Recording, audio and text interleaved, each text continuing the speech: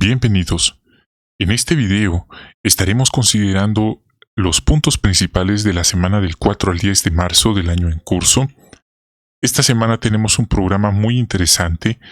La lectura semanal corresponde a Salmo 16 y 17, estos dos capítulos que nos dejan lecciones interesantes.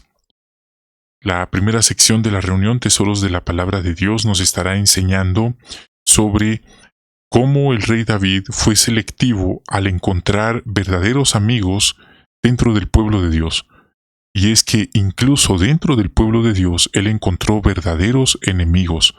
Y eso nos pone a nosotros sobre aviso de el cuidado que debemos tener, y el mejor amigo del rey David era Jehová. Así que ese es un buen modelo para nosotros también. Quizás vamos a llevarnos decepciones de parte de otras personas, quizás de familiares, de amigos de la infancia, quizás hasta de hermanos, pero si aprendemos a depender de Jehová, esto nos va a sostener cuando lleguen los problemas y los momentos de duda y momentos difíciles. Luego, estaremos hablando sobre la expresión la niña de tus ojos. Esta es una expresión que tiene un significado muy interesante y lo estaremos viendo en Perlas Escondidas, como también otros comentarios. Luego saltamos a la tercera sección, nuestra vida cristiana, y tendremos algunos recordatorios sobre preparativos para la conmemoración. Y eso nos va a ayudar a estar mejor preparados, no por el tema de apariencia externa, sino el tema de nuestro corazón para la reunión más importante del año. Para concluir, estaremos finalizando el capítulo 6, es la sentencia contra Esteban, con un final inesperado. Y lecciones para nosotros también. Así que una vez más sean bienvenidos y vamos entonces a iniciar con el discurso número 1 titulado Jehová es mi fuente de todo lo bueno.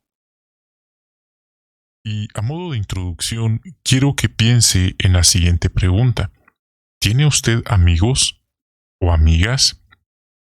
¿Quién es su mejor amigo o su mejor amiga? ¿Cuántos amigos tiene? En ocasiones se ha dicho que tener verdaderos amigos, amigos de verdad, es un tesoro y es algo inusual. En ocasiones se pueden contar solo con los dedos de una mano y aún así le siguen sobrando dedos. Tener amigos que también sirven a Jehová es algo muy agradable.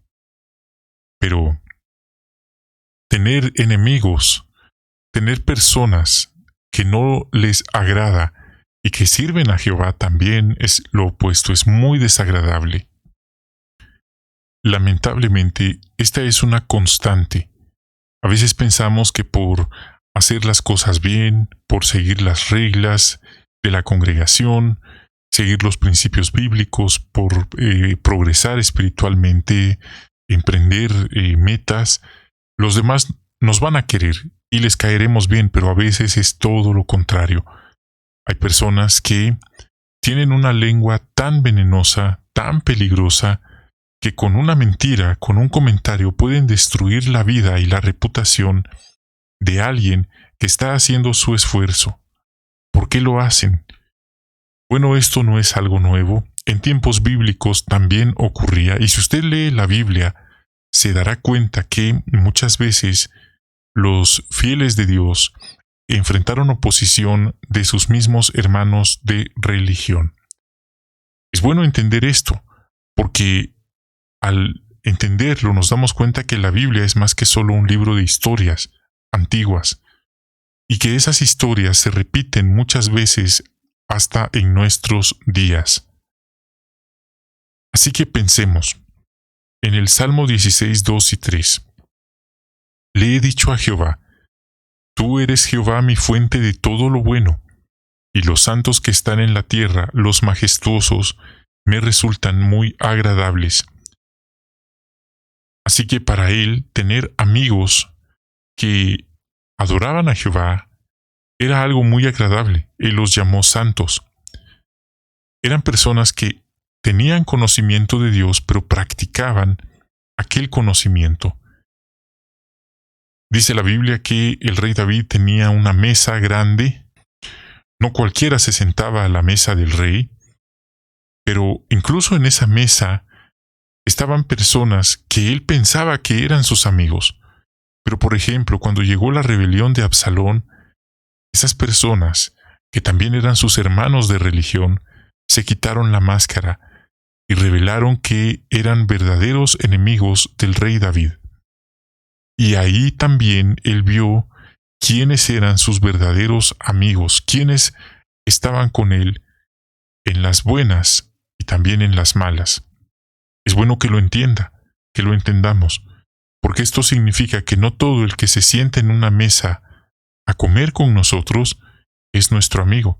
Lamentablemente hay personas que a usted lo envidian, que nos tienen envidia, personas que quieren vernos mal, que en el corazón nos desean lo peor, como le pasó al rey David.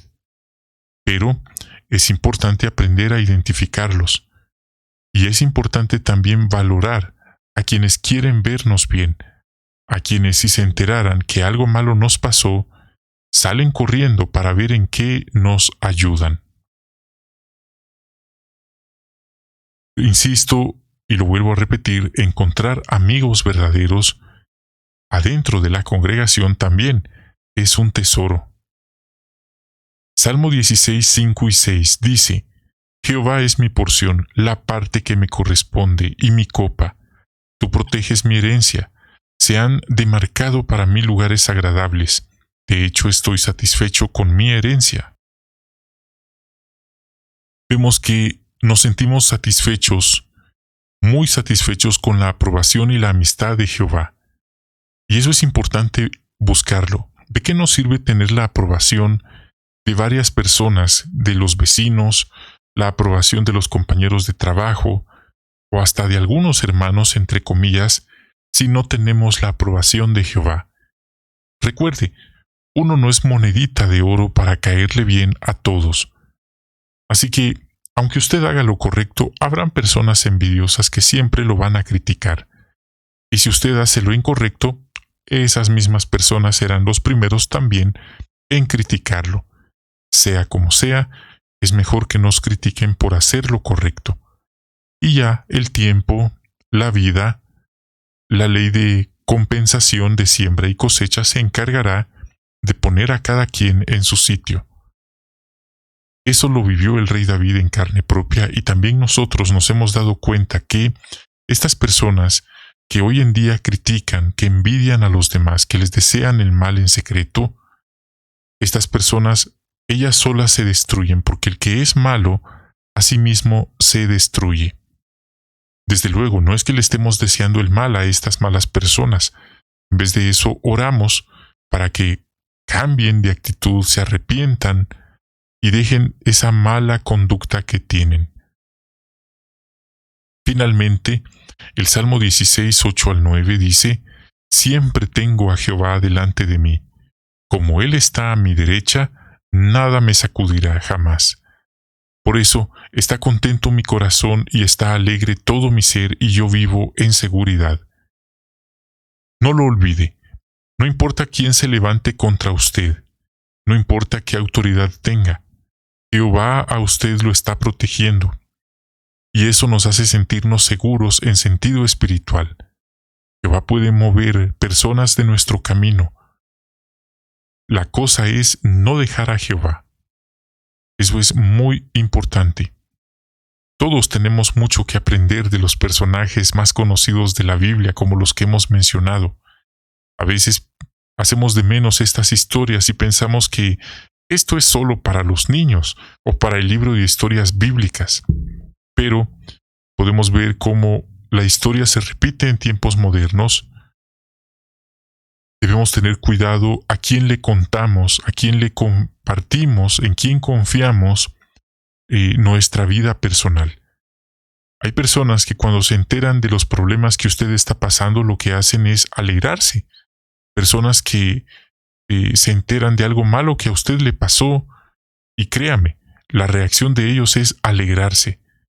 Porque en el fondo, y usted lo puede ver, observe sus labios, se dará cuenta que hasta se ríen.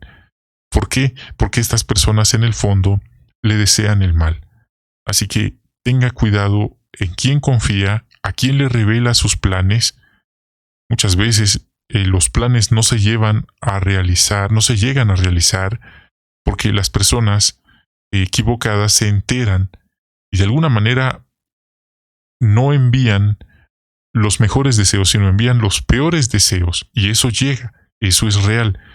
Las personas a veces dicen que no, que esas son solamente ideas populares, pero está también en la Biblia. Y prueba de eso es lo que le pasó a José de parte de sus hermanos. Le pasó también a Jeremías, le pasó a nuestro Señor Jesucristo, le pasó a Job. No lo olvide. En la adversidad uno mira quiénes son los verdaderos amigos. Entonces, como conclusión, así como el rey David le pasó, nuestra vida tiene sentido no porque tenemos muchos amigos, no porque somos los más populares del circuito, no porque después de cada asamblea nos estamos tomando fotografías con todos y luego las subimos a redes sociales. Eso cualquiera lo hace, y eso no significa nada. Nuestra vida tiene sentido cuando aprendemos a ser felices con Jehová.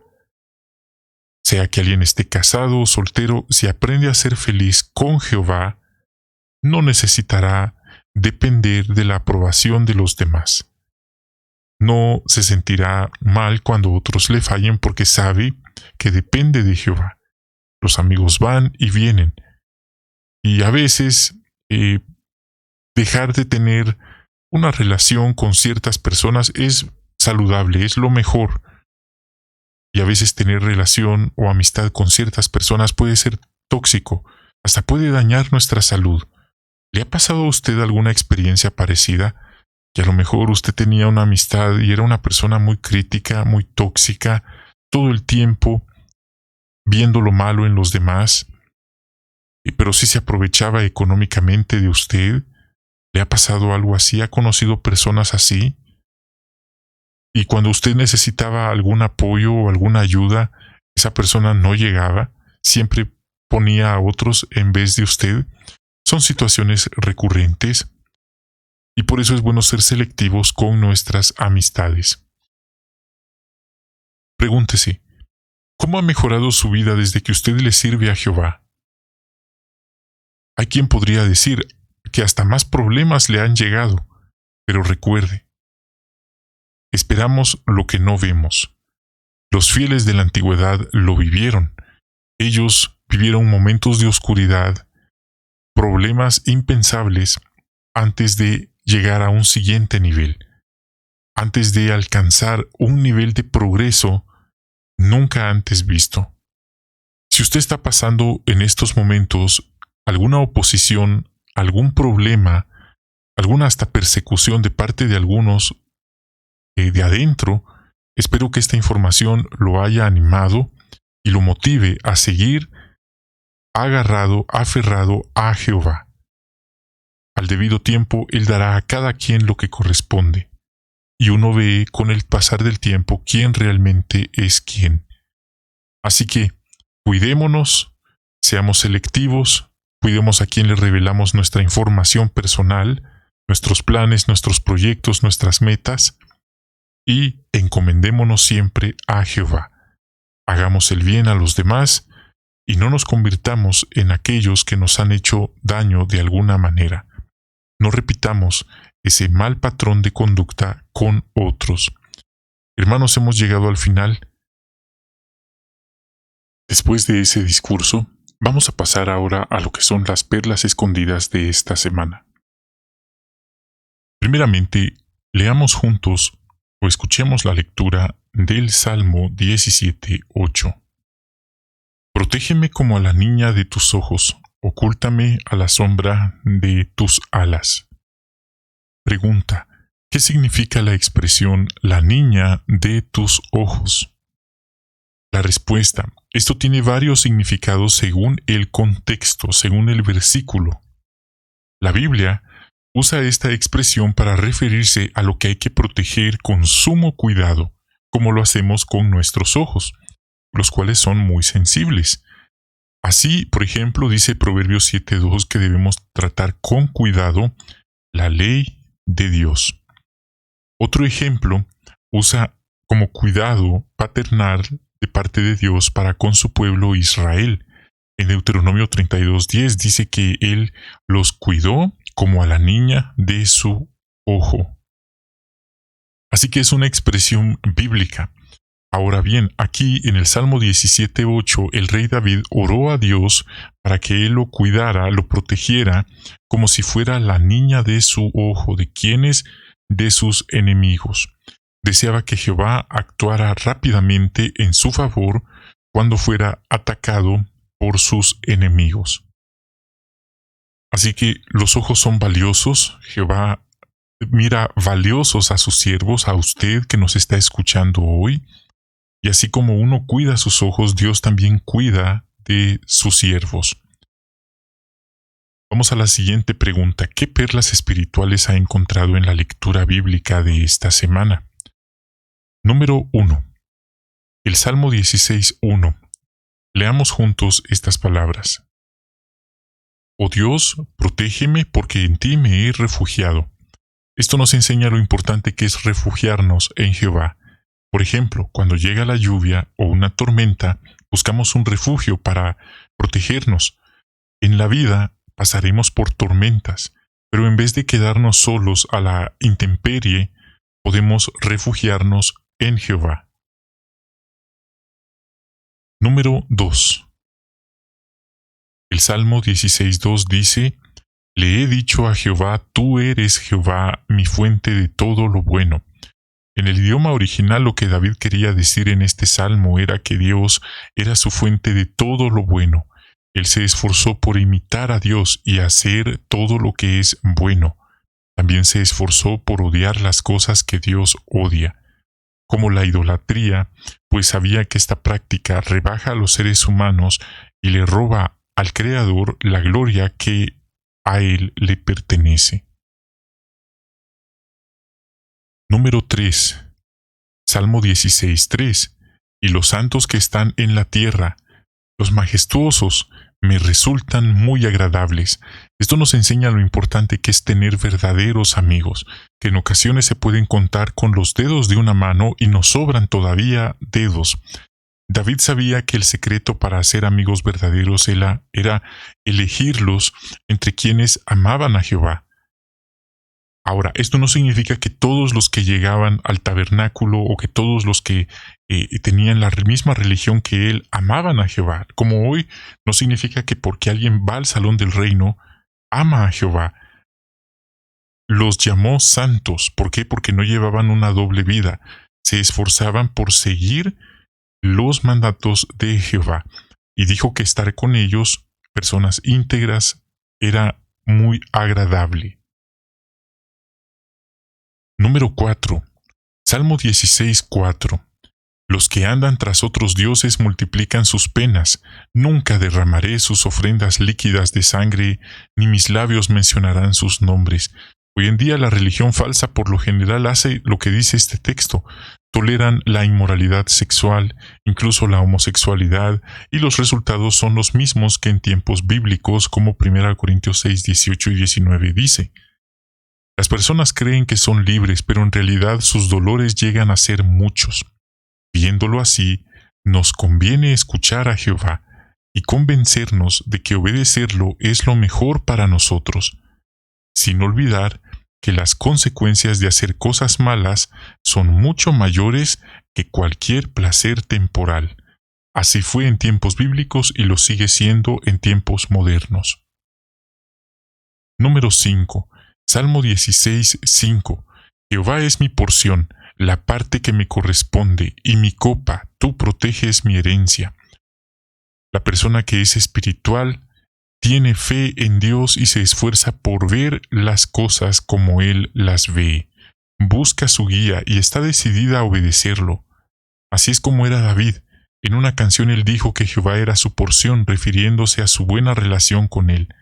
Estaba agradecido de ser amigo de Dios. y se refugiaba en Él. No cabe duda, no es lo mismo decir esto en un comentario que cuando estamos viviendo alguna prueba, ya que cuando empezamos a vivir las pruebas es como si volviéramos a crecer desde cero en sentido espiritual, y ahí demostramos qué tan espirituales somos o de qué estaba hecha nuestra fe. Número 6. El Salmo 16:7 dice: Alabaré a Jehová, que me ha dado consejos. Hasta de noche mis pensamientos más íntimos me corrigen. Jehová es un buen padre y nos ama, a veces nos corrige. El rey David valoraba la corrección, y por eso dijo estas palabras. Él meditaba en los consejos de Dios y se esforzaba por aprender a pensar como Él. Permitía que estos consejos lo moldearan, que lo cambiaran y lo convirtieran en una mejor persona, una mejor versión de Él mismo. Si hacemos lo mismo, nuestro amor por Jehová y por obedecerlo se harán más fuertes. Llegaremos a ser cristianos maduros. Podría sucedernos igual que una hermana que dijo: cuando estudio y medito en lo que leo, tengo la sensación de que Jehová lo ha escrito justo para mí. 7. Este mismo salmo nos enseña lo importante que es dejarnos moldear por Jehová, hacer a un lado nuestro ego, nuestro orgullo, negarnos a nosotros mismos. David permitió que los consejos de Jehová, aunque fueran difíciles de aceptar, llegaran a lo más hondo de su ser. Dejó que moldearan sus pensamientos y sentimientos más profundos. A veces es difícil, como ya mencioné. Quizá tenemos el conocimiento de lo que debemos hacer, sabemos lo que debemos hacer, pero nos cuesta hacerlo. 8. Salmo 16:8. Vamos a ver este texto. Dice: Siempre tengo a Jehová delante de mí, como Él está a mi derecha, nada me sacudirá jamás. Esta expresión, el campo de batalla o la derecha, era una expresión que en el campo de batalla el soldado por lo general portaba la espada con la mano derecha. ¿Lo visualiza? Mano derecha, espada, escudo, mano izquierda. Entonces, quedaba desprotegido el lado derecho, porque el izquierdo lo protegía con el escudo. Pero si un compañero lo cubría de ese lado, quedaba protegido. De la misma manera, Jehová nos protegerá si lo tomamos en cuenta y le obedecemos. No tenemos idea del efecto tan trascendental y poderoso que es cuando empezamos el día orándole a Jehová, encomendando a Él nuestro camino antes de salir de casa. Nos encomendamos siempre a Él. No tenemos idea de la protección espiritual que eso despliega sobre nosotros. Y por supuesto, hay personas que no oran a Dios, quizás van a algún lugar religioso, pero no le oran a Dios. Quizás hasta al salón del reino van algunos que no le oran a Dios, porque no les nace.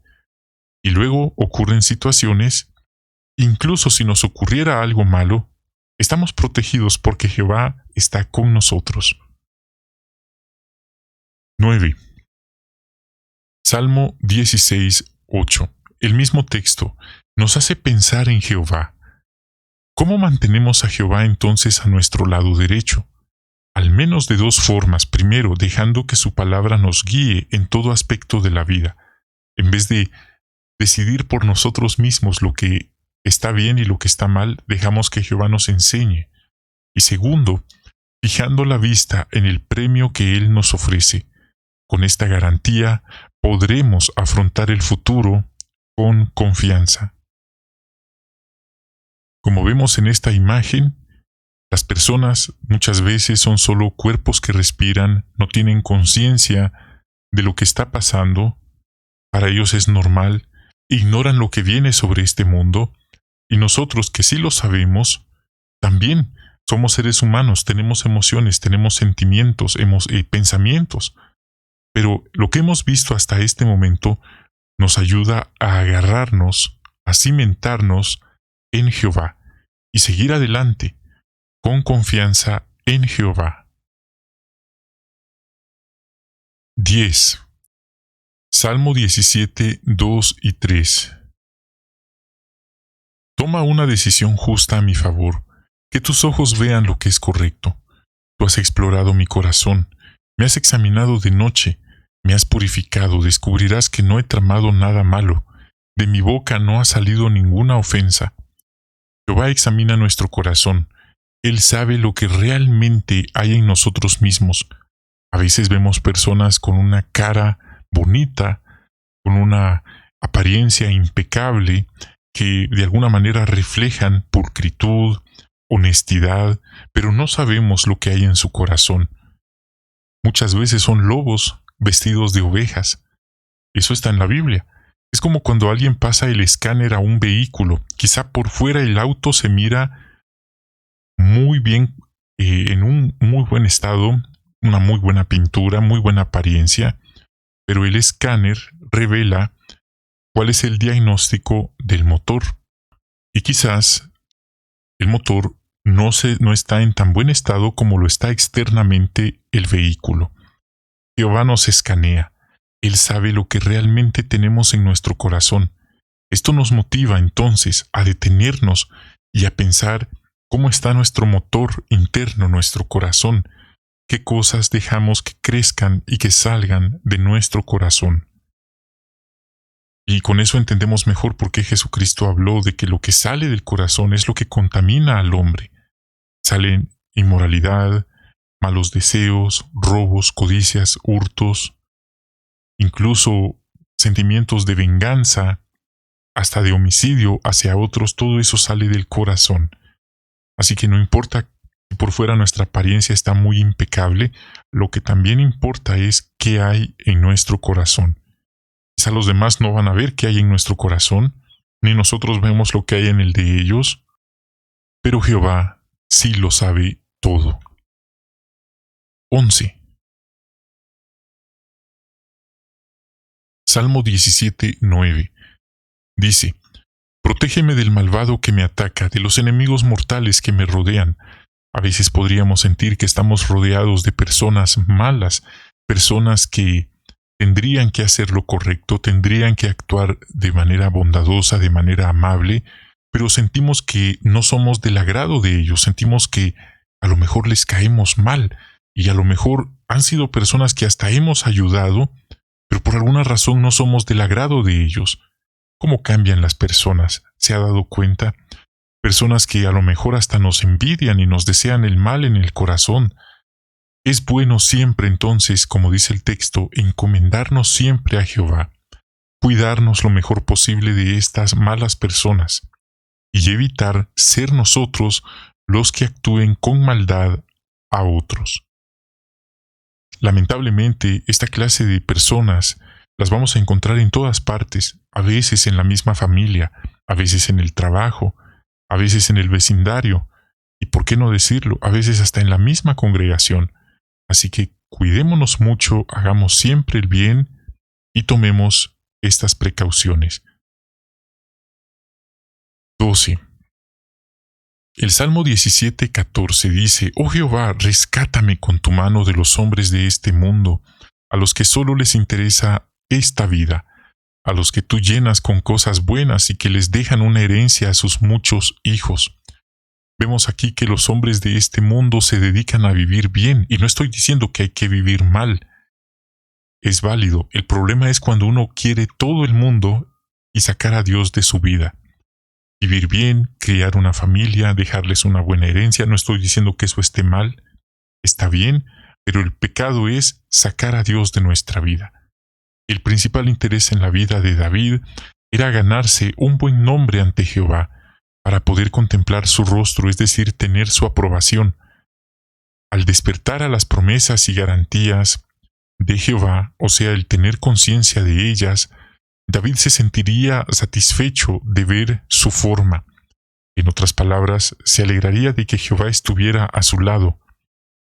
Esto nos motiva a poner nuestro corazón en los tesoros espirituales.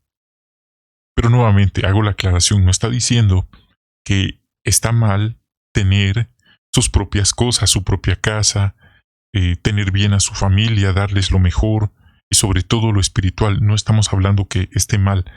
Todo lo contrario, lo malo es sacar a Dios de nuestras vidas. Y por eso dice la Biblia: ¿de qué le sirve a un hombre ganar todo el mundo si lo paga con perder su alma?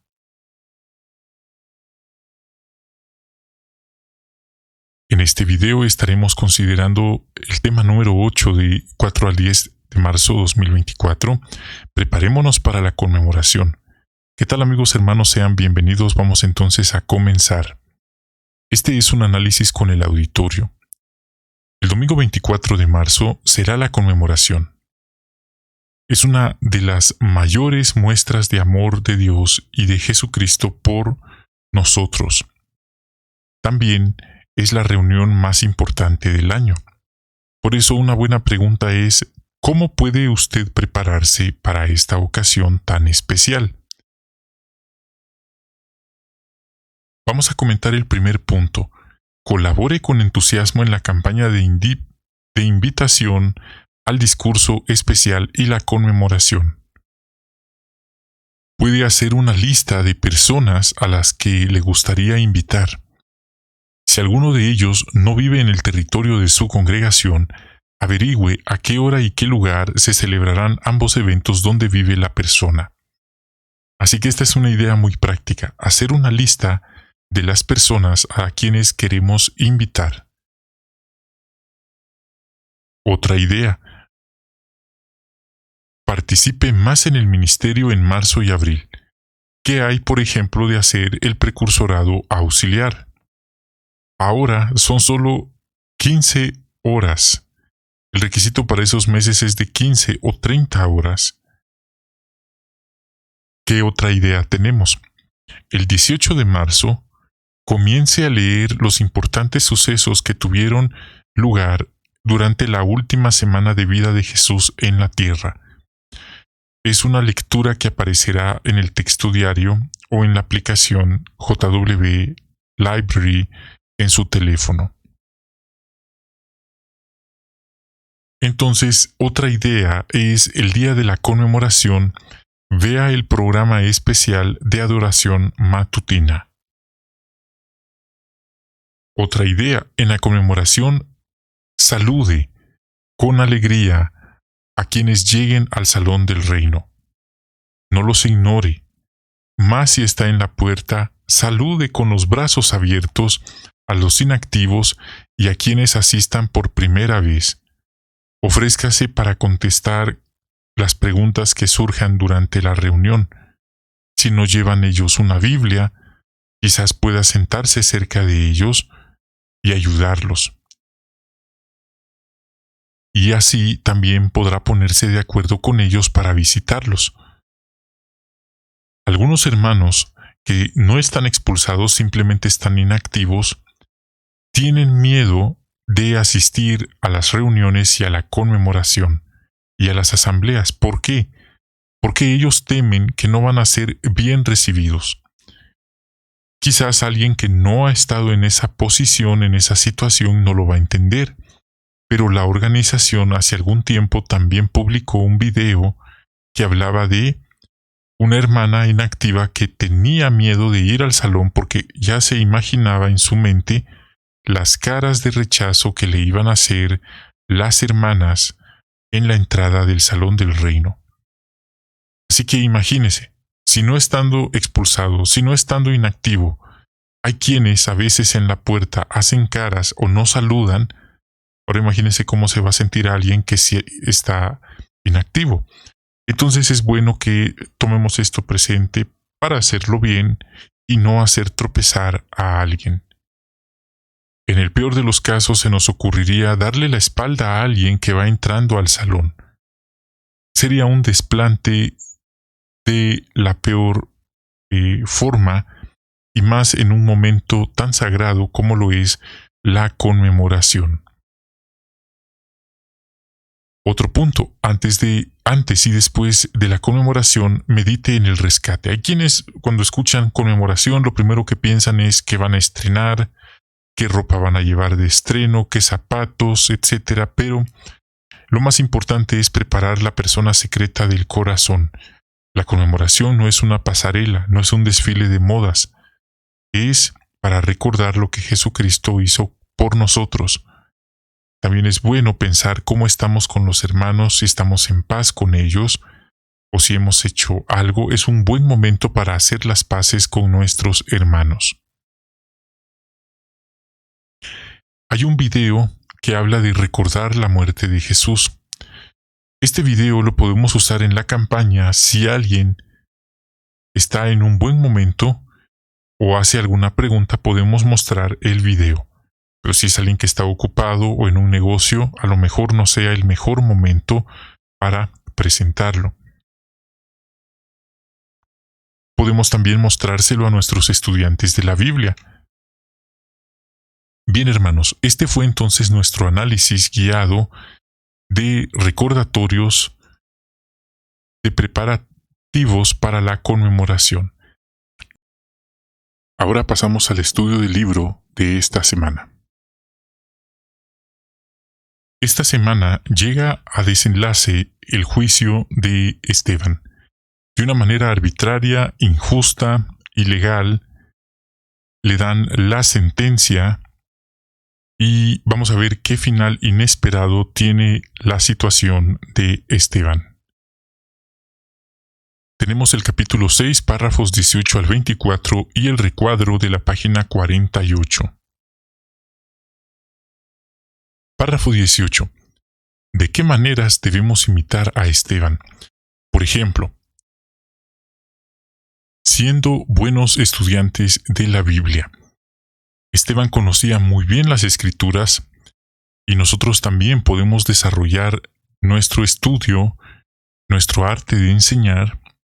Asimismo, también como Esteban conocía la historia del pueblo de Dios de Israel, nosotros también podemos esforzarnos por conocer la historia moderna de la organización.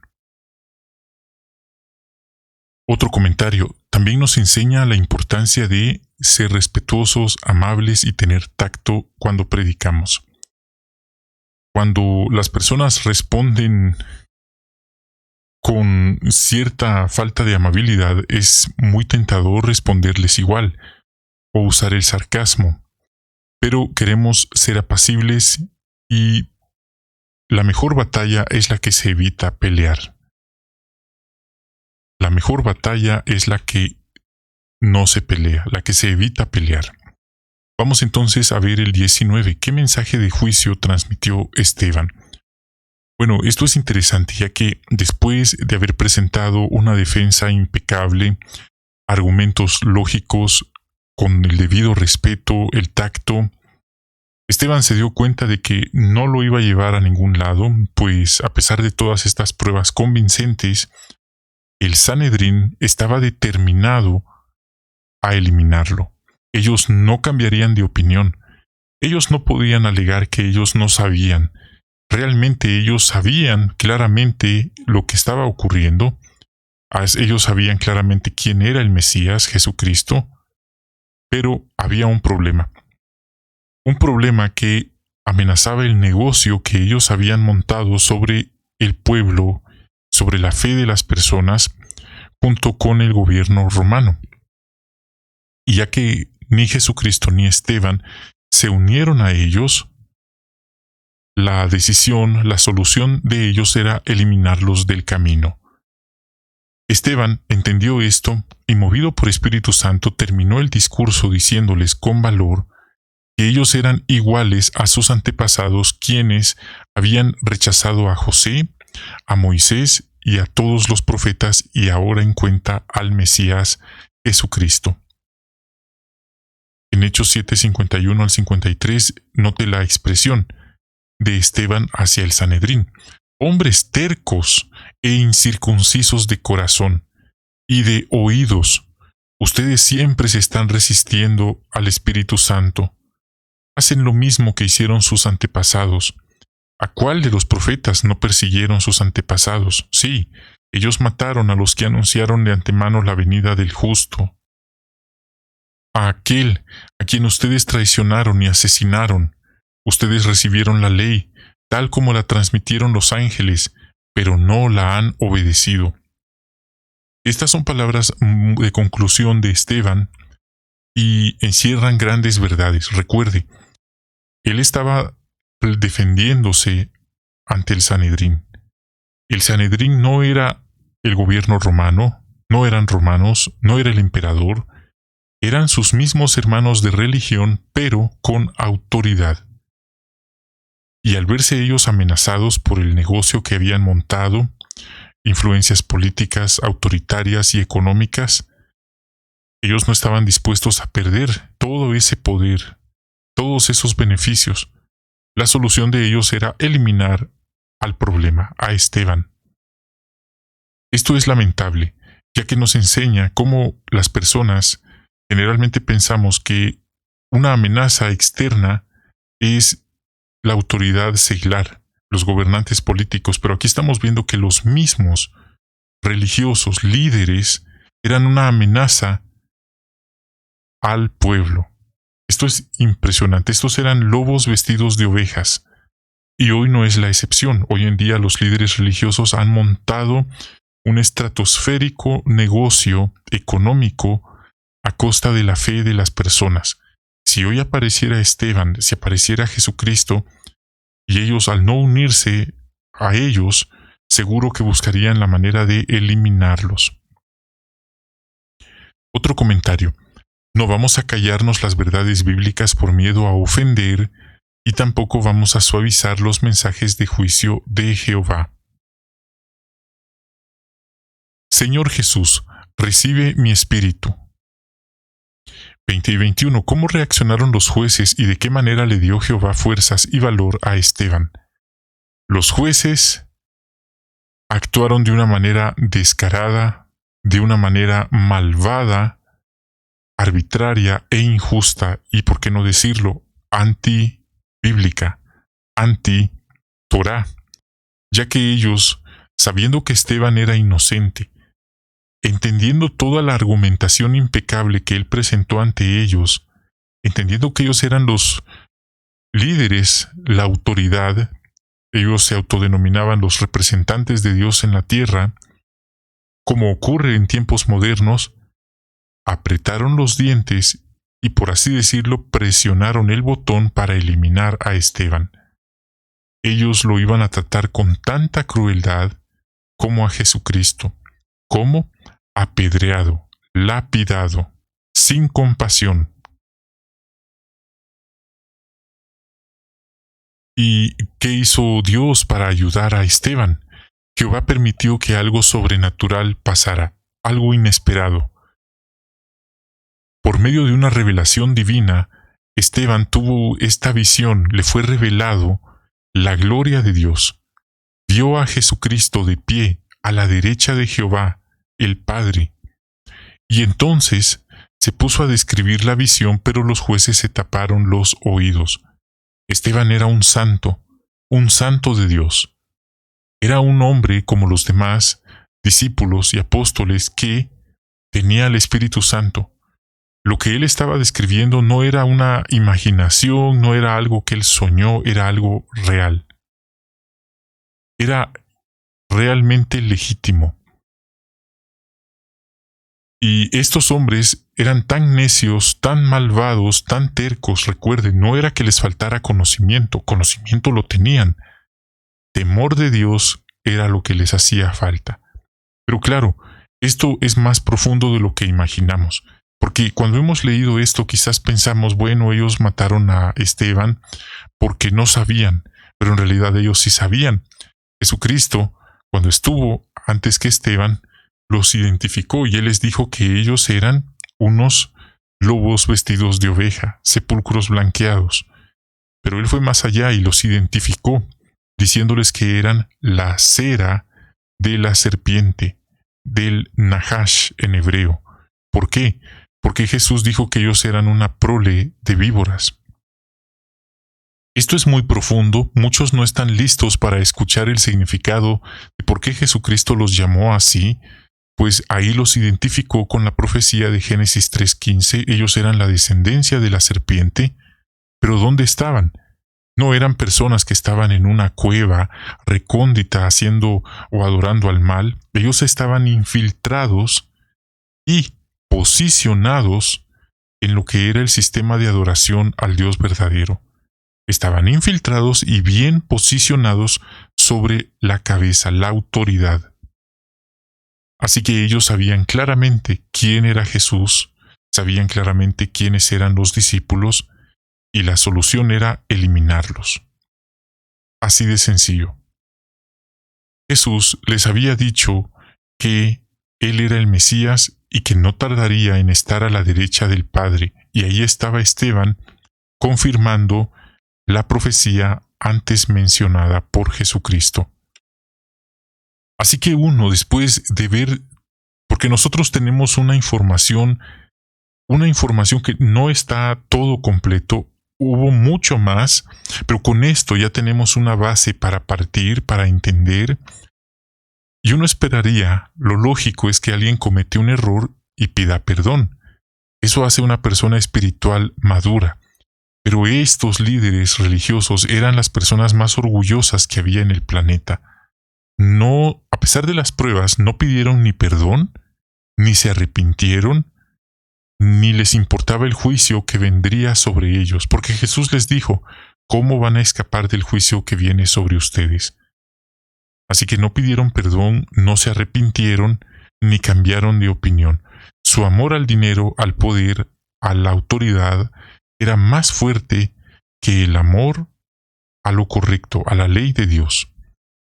No tenían temor de Dios. Esto nos enseña, porque esta historia se repite en tiempos modernos, también los líderes religiosos se han mezclado con la bestia salvaje, que es el sistema político, y muchas veces los feligreses ignoran lo que han hecho los líderes religiosos bajo la mesa, negocios turbios, no solamente entre gobernantes, sino esto abarca muchas situaciones como situaciones de salud, por ejemplo, acuerdos entre ellos.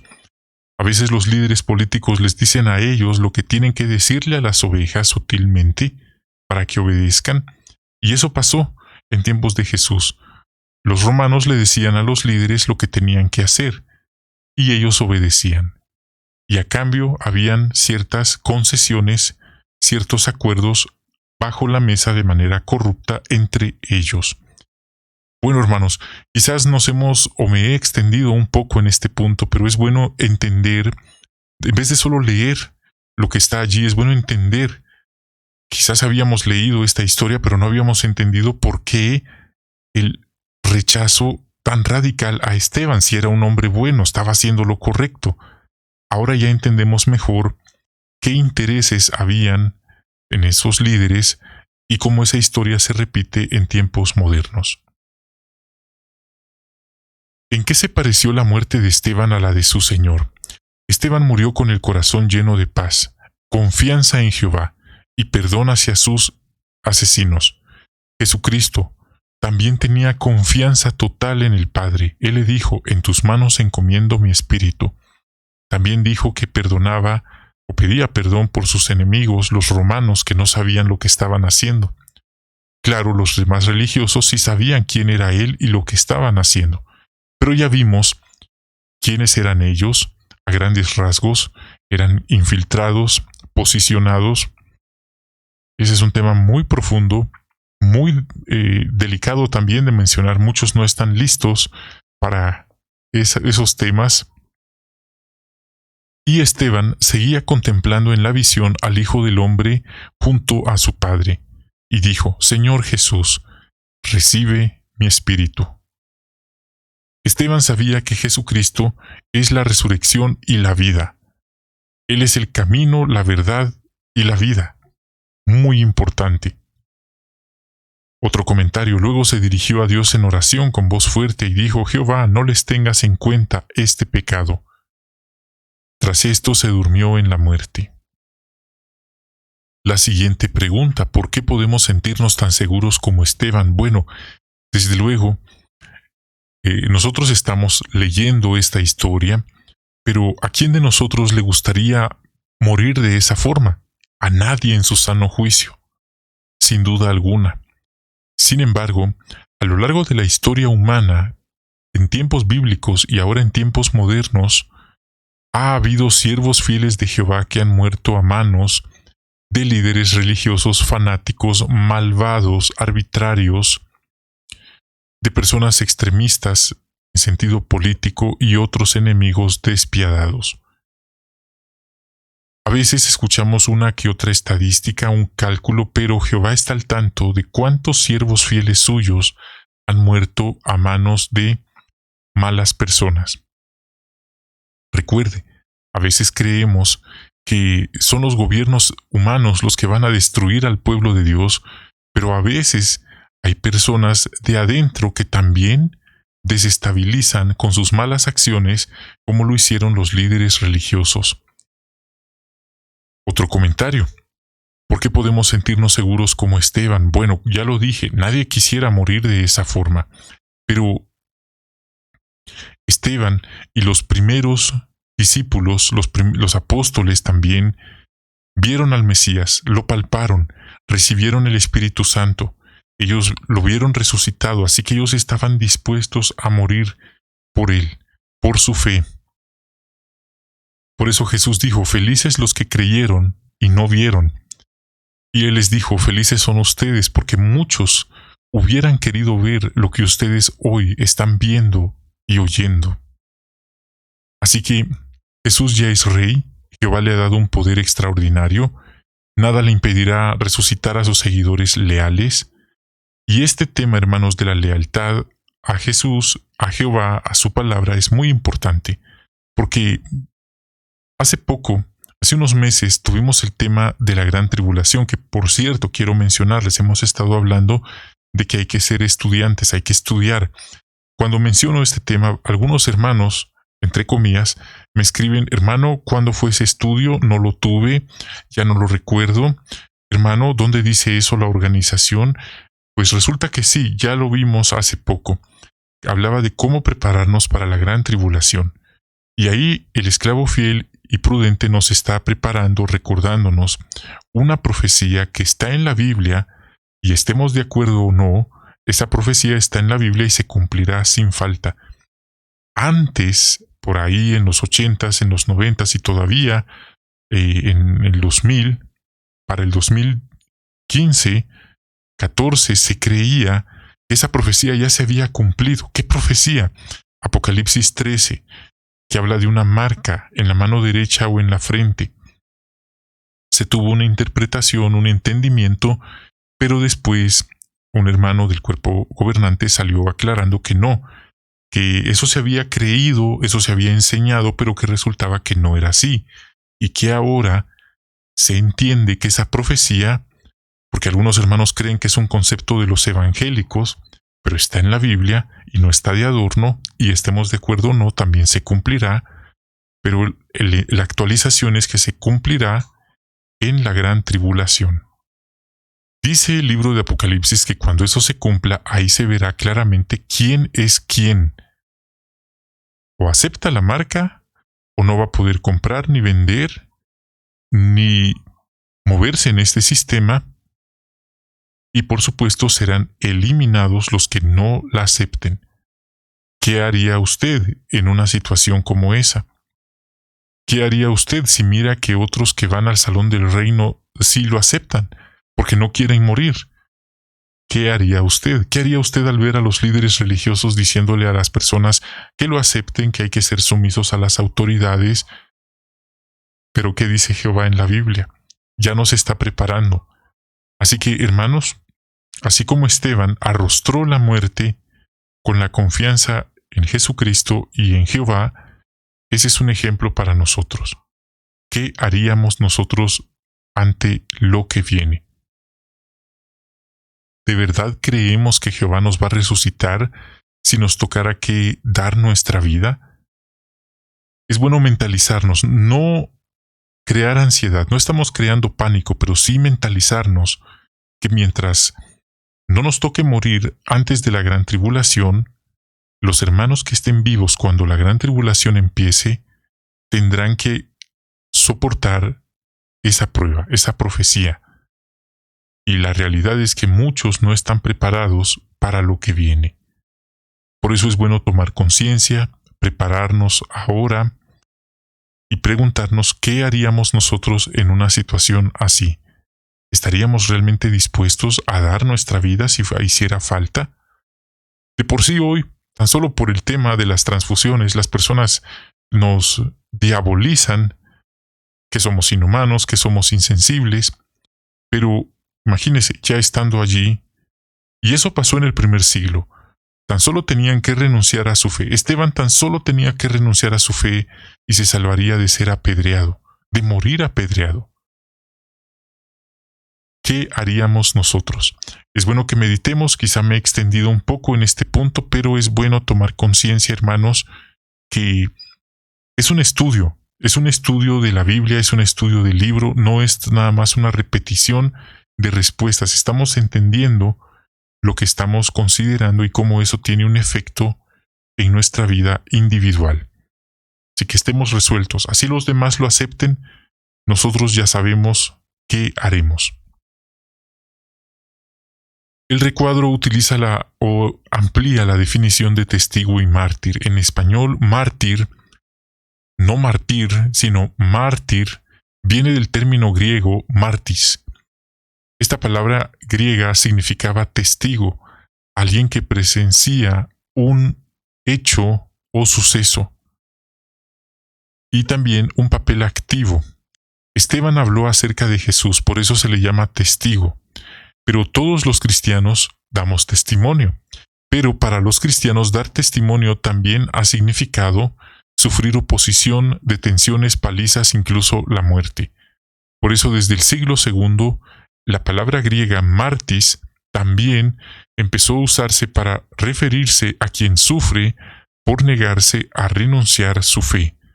Y de ahí viene el significado de la palabra en español mártir. Por eso, podemos decir que Esteban fue el primer mártir de las escrituras griegas. ¿Cuántos cristianos hubo en el primer siglo? Bueno, la Biblia no lo dice, no da la cifra exacta, pero hay otras fuentes de información que dan probables cantidades. Y ese detalle, tan solo ese detalle que acabo de mencionar, es un hilo del cual jalar que le conduce a tesoros espirituales que nos dejan pensando muchísimo. Pero ese es un tema aparte. ¿Cómo colaboró Saulo en el asesinato de Esteban? Bueno, recuerde, los del Sanedrín no iban a ir ellos mismos a apedrear. Ellos solo dieron la orden y otros hacían el trabajo sucio.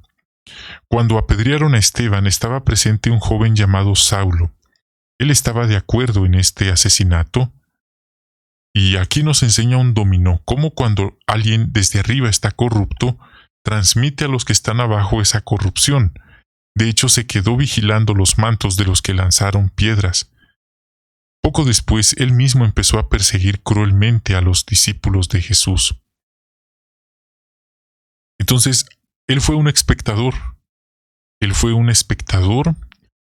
Él era un hombre versado en la ley y discípulo de Gamaliel, un reconocido rabino, pero aún así no tuvo el valor de decirles a aquellos hombres que lo que estaban haciendo estaba mal, era injusto, era totalmente en contra del proceso establecido en la ley, completamente arbitrario, ilegal e injusto. No tuvo el carácter de decírselo, al contrario, él estaba unido a ellos y los apoyó.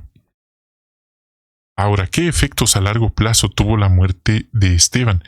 Bueno, él era como una columna, un pilar en la congregación, y al ya no estar, esto afectó sin duda alguna, ya que era un hombre extrovertido, un hombre con elocuencia, un hombre que animaba a los demás y se animaba a predicar, y al hacer falta alguien así, esto crea un vacío en la congregación. Pero, a la vez, a largo plazo le dio fuerza a otros cristianos para que siguieran fieles hasta la muerte.